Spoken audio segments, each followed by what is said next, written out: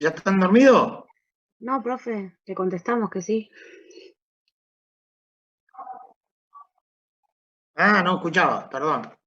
Bueno, ¿cuál es la idea? Ya trazamos, cuando hacíamos dos alineaciones horizontales, que las llamábamos tangentes, se cruzaban en un vértice y lo que hacíamos era hacer una curva horizontal de tal manera que circulemos con comodidad horizontalmente. Lo que vamos a hacer ahora es vertical. ¿Qué quiere decir? Ahora tenemos dos alineaciones normalmente rectas en planta,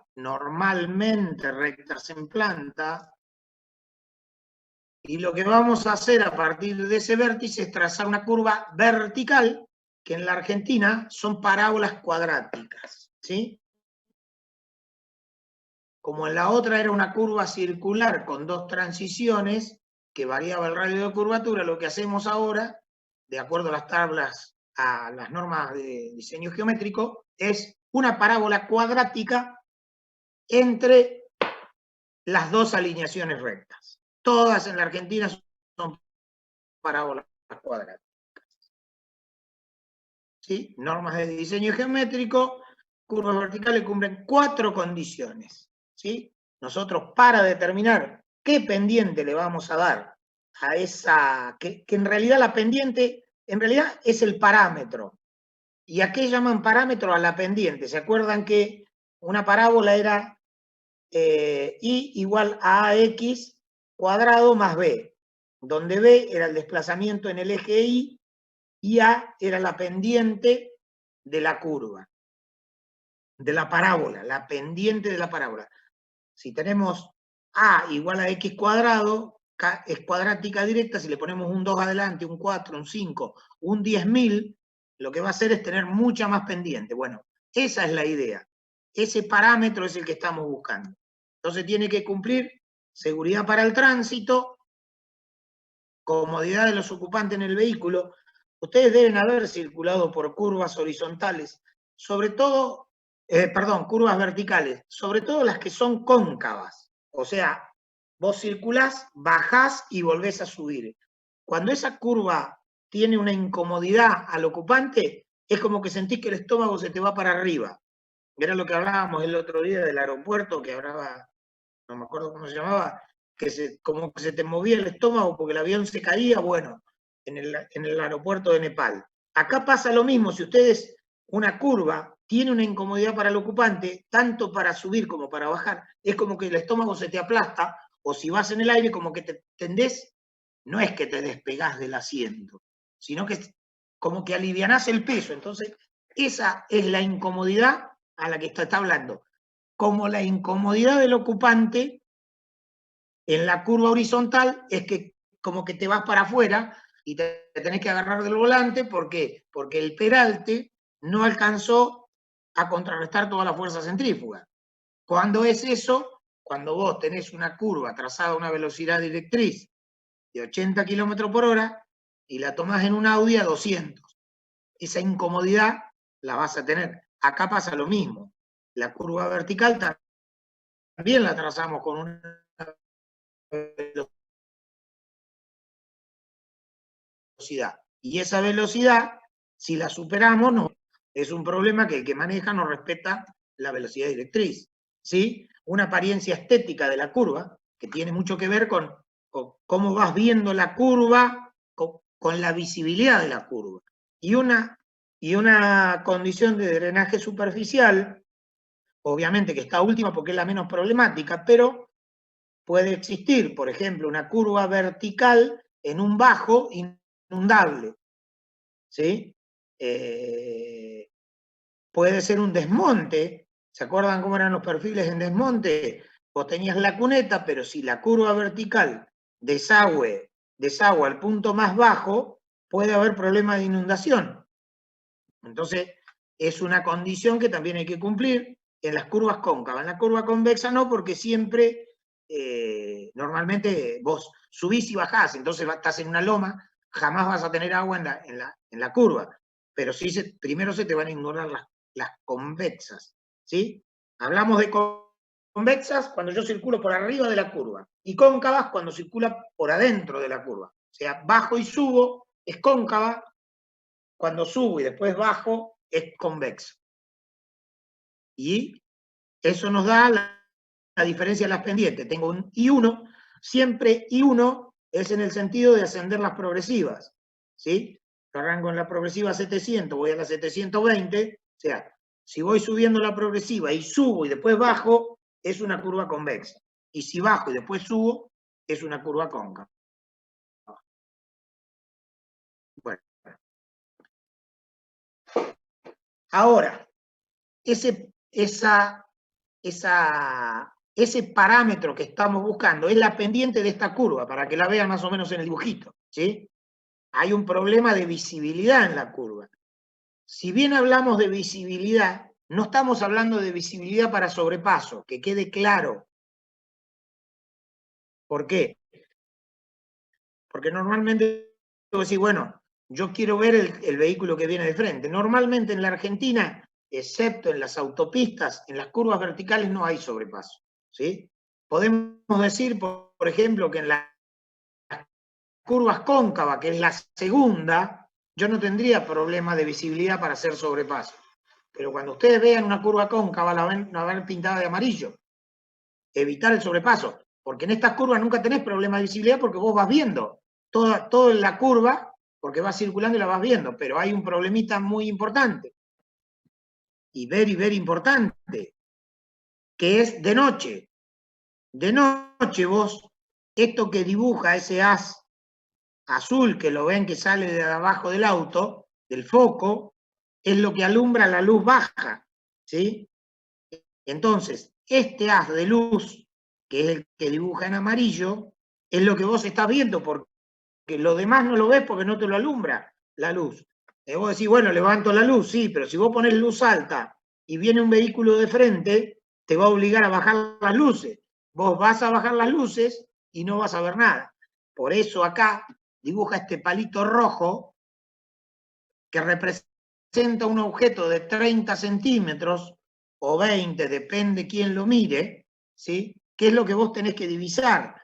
Porque no estamos hablando de un vehículo, porque vos el vehículo le vas a ver las luces, inclusive en la noche, pero hablamos de objetos que puede haber sobre la ruta, ¿sí? Una goma, un caballo muerto, una piedra, cualquier cosa, un bolso que se le haya caído de adelante. Entonces, esa distancia de detención o distancia de visibilidad de detención es a la distancia que vos tenés que ver el objeto, y esa distancia que hay entre vos y el objeto te deje frenar y detener el vehículo para no chocártelo. Entonces, ahí empieza a depender todo lo que ustedes me digan. No es lo mismo frenar un Audi que frenar un 147, ¿sí? Por la eficiencia de frenado, por el ancho del neumático, por el tipo de neumático, ¿sí? Un 147 tiene un neumático que tiene una calidad. ¿Por qué? Porque el que fabrica ese neumático sabe que no va a andar a más de 130 kilómetros por hora, 140. Y cuando está fabricando el Audi, un neumático para el Audi tiene un rango Y, que es un neumático que podés usar hasta 290 kilómetros por hora. Entonces, el neumático del 147 cuesta 5.500 pesos y el neumático del Audi cuesta 22.000 pesos. ¿Por qué? Porque el fabricante sabe que el Audi va a andar a 250, 260 y el 147 va a andar a esa velocidad. Entonces, ¿cómo hacemos para saber cuánto necesitamos de frenar? Y bueno, ahí empezamos a poner límites. Un auto que hoy podemos decir que tenga la BTV nos asegura, muchos autos rebotan la BTV por una diferencia entre el frenado de las ruedas a ambos lados y las delanteras con las traseras. Uno no, por ejemplo, antes el Falcon, la F100 modelo 70, uno no tenía, primero que no existía la BTV y después que no le daba mucha importancia. Pero si vos estás en un problema, por ejemplo en detención, que vos tenés una distancia de detención, pisás el freno y te frenan distintas las gomas, si las condiciones del pavimento son normales, no hay problema. Pero si por esas casualidades tampoco existía el ABS, ¿sí? Que el ABS mide cómo van frenando los neumáticos de cada posición y los va compensando por medio de una computadora que trabaja. ¿Y qué hace? Además de darle más freno a la goma que más exigida está, como que las va soltando y las va apretando. ¿Por qué? Aprovechando el mu estático, que es mucho mayor que el mu dinámico. Si vos frenás y lo mantenés frenando, una vez que desliza el disco entre las pastillas, empieza a trabajar el mu dinámico, que es mucho menor. Si vos lo soltás y lo apretás, lo que estás haciendo es usando el mu estático, el coeficiente de fricción estático, que es mayor al dinámico. Entonces lo que lográs es una eficiencia de frenado. Entonces, cuando empezamos a ver esta distancia visual de detención, podemos decir, bueno, sí, pero yo tengo ABS. Bueno, ¿qué hacemos? Usamos un vehículo medio con un conductor de mediana habilidad y determinamos esa velocidad. Después, si va un viejito como yo, o un poquito más viejo, de 70 años, que hasta que reacciona, se acomoda los lentes y ve que el objeto es una goma que perdió un camión y empieza a frenar y además anda en un 147 y se hace el pistero y anda a 140 kilómetros por hora, lo más probable es que se coma la goma y si la esquiva, se coma un camión de frente. Entonces, no podemos diseñar esa curva para todos a la vez. Lo que hacemos es fijar parámetros mínimos y decir, señores, con este vehículo medianamente de una eficiencia de frenado y un conductor de habilidad media, vamos a diseñar y determinar esa velocidad. ¿Por qué? Porque yo tengo que ver al objeto desde la altura, que no sé si me figura, sí, 1,10, que es más o menos donde estaría el ojo del operador, y un objeto de 30 centímetros de alto. Entonces yo lo veo y digo, bueno, reacciono y freno. ¿Sí? Es una línea representada por cotas y elevación y niveles, líneas geométricas, calzada, el camino de calzada indivisa de García. Ojo que también tiene que ver mucho si son una calzada única o es dividida, ¿sí? Porque si es dividida, yo puedo ponerme a un costado y pasar. Entonces, ese parámetro, que va a ser la pendiente de esta parábola, va a ir cambiando. Por eso cuando yo les doy el problema, en el final les pregunto, ustedes me preguntan a mí si es indivisa o divisa, porque depende eso, es el parámetro que voy a tomar. ¿Sí? Todo esto es todo lo que les acabo de explicar, ¿sí? Esta es un vehículo, la parte no visible, ¿sí? Por eso en la mayoría de las curvas verticales en la Argentina hay doble línea amarilla que es prohibido pasar. Inclusive en la práctica, nosotros le damos el parámetro para que ustedes hagan sobrepaso en la curva vertical. O sea, tienen dos pendientes, el 6% y el 3%, convexa. Y les decimos que calculen el parámetro para que sea sobrepaso, que exista el sobrepaso. Lo que van a ver que el parámetro se dispara de 6.000, 7.000 a 32.000. ¿Qué es lo que están haciendo? Están haciendo una curva larguísima que va a empezar, que va a tener antes del vértice y después del vértice 1.500, 2.000 metros. ¿Sí? Que para una ruta 80 kilómetros por hora, una ruta nacional, sería un despropósito, pero no para una autopista, o una calle, o una ruta indivisa de 2.000 vehículos hora, o 1.000 vehículos hora, como es la ruta 2 a Mar del Plata.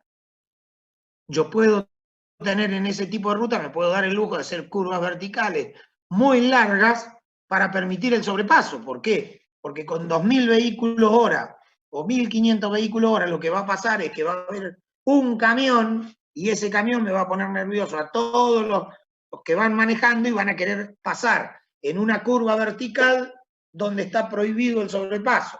Entonces voy a tener que dejarle, si tengo muchas curvas verticales, permitir el sobrepaso. Acuérdense que habíamos dicho, cada 3, 4, 5 kilómetros tiene que haber un lugar de sobrepaso, por el tema de que se me ponen nerviosos los choferes.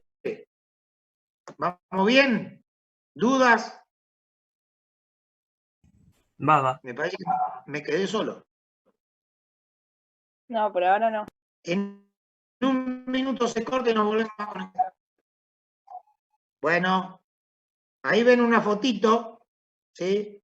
Fíjense que todo doble línea amarilla, ¿sí? Parábola cuadrática es vertical, cambio gradual de las pendientes. La simplicidad del práctico vial se ha generalizado en una parábola cuadrática, todas cuadráticas de eje vertical, con un foco, ¿sí? Y D es el parámetro P, cuyo valor se determina el tamaño de la parábola. Si yo tengo un P muy alto, voy a tener una parábola extendida. Y si voy a tener un P bajito, voy a tener una curvita que va a subir y va a bajar enseguida. Ese P me lo va a dar esa distancia de visibilidad.